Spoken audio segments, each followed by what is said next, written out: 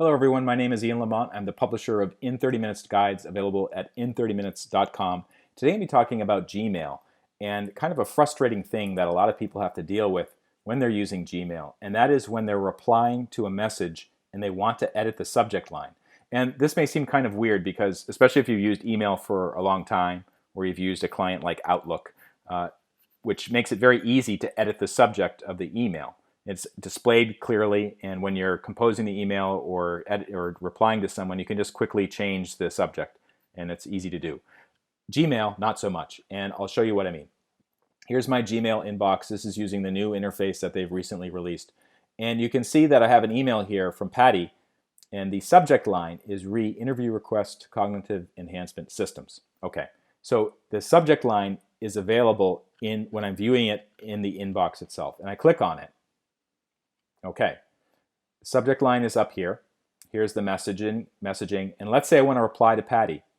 I click the reply button, or I go down to the bottom and click the reply button here, and I can start typing. So thanks for letting me know. But what if I want to change the subject line? So the subject line here is interview request cognitive enhancement systems, but when I'm typing my reply, there's no obvious way to change that. What's up with that? And what Gmail has done, not just in this version, but maybe for the past 5 years or so, they've kind of buried it. They've made it difficult to edit the subject line, which I don't really like that. I don't know why they did that, but it's something that I have to change all the time. And here's how.